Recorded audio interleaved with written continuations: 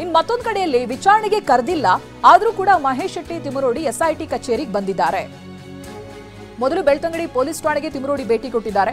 ಅದಕ್ಕೆ ಕಾರಣ ತಿಮರೋಡಿ ಅವರ ಬಂಧನದ ವೇಳೆ ಕರ್ತವ್ಯಕ್ಕೆ ಅಡ್ಡಿಪಡಿಸಿರುವಂತಹ ಪ್ರಕರಣಕ್ಕೆ ಸಂಬಂಧಪಟ್ಟ ಹಾಗೆ ಬೆಳ್ತಂಗಡಿ ಠಾಣೆ ಪೊಲೀಸರು ನೋಟಿಸ್ ಅನ್ನ ಕೂಡ ಕೊಟ್ಟಿರ್ತಾರೆ. ಹಾಗಾಗಿ ಬೆಳ್ತಂಗಡಿ ಠಾಣೆಗೆ ತಿಮರೋಡಿ ಭೇಟಿಯನ್ನ ಕೊಟ್ಟಿದ್ದಾರೆ. ಈ ನೋಟಿಸ್ ಅನ್ನ ಪಡೆಯೋದಕ್ಕೆ ಠಾಣೆಗೆ ಬಂದಿರುವಂತಹ ತಿಮರೋಡಿ ನೋಟಿಸ್ ಪಡೆದ ನಂತರ ಅಲ್ಲೇ ಇರುವಂತಹ ಎಸ್ಐಟಿ ಕಚೇರಿಗೂ ಕೂಡ ಭೇಟಿಯನ್ನ ಕೊಟ್ಟಿದ್ದಾರೆ. ಪಕ್ಕದಲ್ಲೇ ಇದೆ ಎಸ್ಐಟಿ ಕಚೇರಿ, ಅಲ್ಲಿಗೂ ಮಹೇಶ್ ಶೆಟ್ಟಿ ತಿಮರೋಡಿ ಭೇಟಿಯನ್ನ ಕೊಟ್ಟಿದ್ದಾರೆ. ಬಟ್ ಎಸ್ಐಟಿ ಯಾವುದೇ ರೀತಿಯಾದಂತಹ ನೋಟಿಸ್ ಅನ್ನ ಮಹೇಶ್ ಶೆಟ್ಟಿ ತಿಮರೋಡಿ ಕೊಟ್ಟಿಲ್ಲ. ಅವರೇ ಸ್ವಯಂ ಪ್ರೇರಿತವಾಗಿ ಕಚೇರಿಗೆ ಬಂದು ಆನಂತರ ಅಲ್ಲಿಂದ ವಾಪಸ್ ಹೋಗಿದ್ದಾರೆ. ದೃಶ್ಯದಲ್ಲಿ ಗಮನಿಸಬಹುದು ನೀವು. ಬಂದಿರೋದು ಬೆಳ್ತಂಗಡಿ ಸ್ಟೇಷನ್ಗೆ. ಅವರ ಬಂಧನದ ಸಂದರ್ಭದಲ್ಲಿ ಹೈ ಡ್ರಾಮಾ ನಡೆದಿತ್ತು, ಅದಕ್ಕೆ ಸಂಬಂಧಪಟ್ಟಾಗ ಒಂದು ಪ್ರಕರಣ ಕೂಡ ಇತ್ತು. ಹಾಗಾಗಿ ಸ್ಟೇಷನ್ಗೆ ಬಂದಿರೋರು ಅಲ್ಲೇ ಎಸ್ಐಟಿ ಕಚೇರಿಗೂ ಕೂಡ ಭೇಟಿಯನ್ನ ಕೊಟ್ಟಿದ್ದಾರೆ. ನಮ್ಮ ಪ್ರತಿನಿಧಿ ಪೃಥ್ವಿರಾಜ್ ಇದಕ್ಕೆಲ್ಲದಕ್ಕೆ ಸಂಬಂಧಪಟ್ಟ ಹಾಗೆ ಮಾಹಿತಿಯನ್ನ ಕೊಡ್ತಾ ಹೋಗ್ತಾರೆ. ಪೃಥ್ವಿರಾಜ್, ಒಂದು ಸುಜಾತ ಭಟ್ ಅವರ ವಿಚಾರಣೆ ನಡೀತಾ ಇರೋದು ಇವತ್ತಿಗೆ ಅಂತ್ಯ ಆಗುತ್ತೆ ಅಂತ ಹೇಳಲಾಗ್ತಾ ಇದೆ. ಅದು ಯಾವ ರೀತಿಯಾಗಿ ಸಾಗ್ತಾ ಇದೆ, ಏನೇನು ಅಪ್ಡೇಟ್ಸ್ ಇದೆ ಅನ್ನುವಂಥದ್ದು. ಮತ್ತೊಂದು ಇಂಟ್ರೆಸ್ಟಿಂಗ್ ಟರ್ನ್ ಅಂತ ಹೇಳಿದ್ರೆ ಚಿನ್ನಯ್ಯನ ಸಹೋದರ ತಾನಾಸಿಯ ಮಗ ಪುರುಷೋತ್ತಮ್ ಅವರ ವಿಚಾರಣೆ ನಡೆಯುವಂತ ಸಾಧ್ಯತೆ ಇದೆ. ನಡೀತಾ ಇದೆಯಾ? ಏನು ಅಪ್ಡೇಟ್ ಸಿಗ್ತಾ ಇದೆ ಪೃಥ್ವಿ?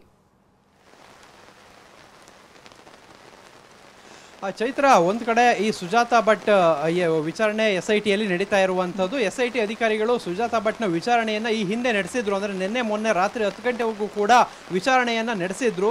ಇವತ್ತು SIT ಮುಖ್ಯಸ್ಥ ಪ್ರಣಬ್ ಮೊಹಂತಿ ಅವರೇ ಬಂದಿದ್ದಾರೆ. ಪ್ರಣಬ್ ಮೊಹಂತಿ ಅವರಿಗೆ ಖುದ್ದು ಆಕೆಯನ್ನು ಅಂದರೆ ಸುಜಾತ ಭಟ್ಟನ್ನು ಮಾತಾಡಿಸ್ತಾ ಇದ್ದಾರೆ. ಅಂದರೆ ಇಲ್ಲಿ ತನಿಖಾಧಿಕಾರಿಗಳು ಅವರ ಹೇಳಿಕೆಯನ್ನೆಲ್ಲ ಸಂಪೂರ್ಣವಾಗಿ ದಾಖಲಿಸ್ಕೊಂಡಾಗಿದೆ. ಈ ಒಂದು ಕೇಸ್ ಸಂಬಂಧಪಟ್ಟಂತೆ ಎಲ್ಲ ರೀತಿಯ ತನಿಖೆಗಳು ಆಗಿರುವಂಥದ್ದು, ಅವರ ಹೇಳಿಕೆಗಳೆಲ್ಲ ದಾಖಲಾಗಿರುವಂಥದ್ದು.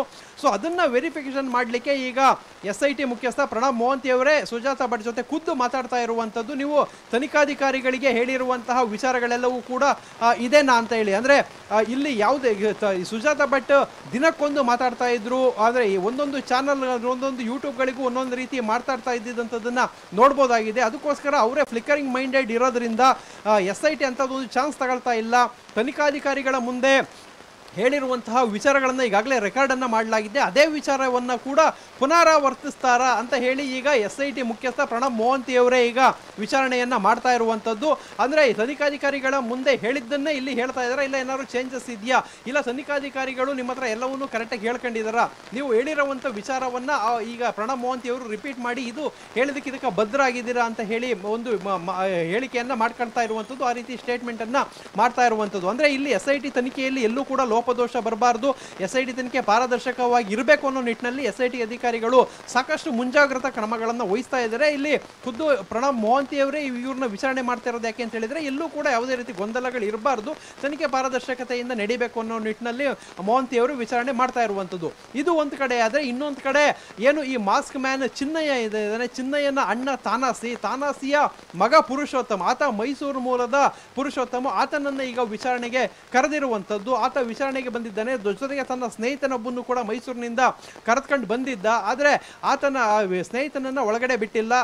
ಏನು ತಾನಾಸಿಯ ಮಗ ಪುರುಷೋತ್ತಮನನ್ನ ಮಾತ್ರ SIT ಅಧಿಕಾರಿಗಳು ಒಳಗೆ ಕರೆದು ಈಗ ವಿಚಾರಣೆಯನ್ನ ಮಾಡ್ತಾ ಇರುವಂಥದ್ದು. ಇಲ್ಲಿ ತಾನಾಸಿಯ ಮಗನನ್ನ ಕರೆದು ವಿಚಾರಣೆಯನ್ನ ಮಾಡ್ತಾ ಇರುವಂಥದ್ದು ಯಾಕೆ ಅನ್ನೋದು ಇನ್ನೂ ಕೂಡ ಮಾಹಿತಿಗಳು ಸಿಕ್ಕಿಲ್ಲ. ಯಾಕೆ ಅಂತ ಹೇಳಿದ್ರೆ ತಾನಾಸಿಯ ವಿಚಾರಣೆ ಮಾಡಿದ್ರು, ತಾನಾಸಿಯನ್ನ ವಿಚಾರಣೆ ಮಾಡುವಂತ ಸಂದರ್ಭದಲ್ಲಿ ಕೆಲವೊಂದು ಮಾಹಿತಿಯನ್ನ ಪಡೆದಿದ್ರು. ಸೊ ಇಲ್ಲಿ ತಾನಾಸಿಯ ಮಗನನ್ನ ಯಾಕೆ ಕರೆಸಿದ್ದಾರೆ ಅನ್ನೋ ಕುತೂಹಲ ಈಗ ಎಲ್ರಿಗೂ ಇರುವಂತದ್ದು. ಯಾಕೆಂತ ಹೇಳಿದ್ರೆ ತಾನಾಸಿಯ ಮಗನಿಗೂ ಈ ಒಂದು ಚಿನ್ನಯ್ಯನಿಗೂ ಯಾವ ಸಂಬಂಧ, ಏನಾದರೂ ಸಂಪರ್ಕ ಇತ್ತ ಅನ್ನೋದ್ರ ಬಗ್ಗೆ ಈಗ SIT ತನಿಖೆಯನ್ನ ಮುಂದುವರಿಸಿದೆ. Chaitra. Okay Prithvi, thank you ಮಾಹಿತಿಗಾಗಿ.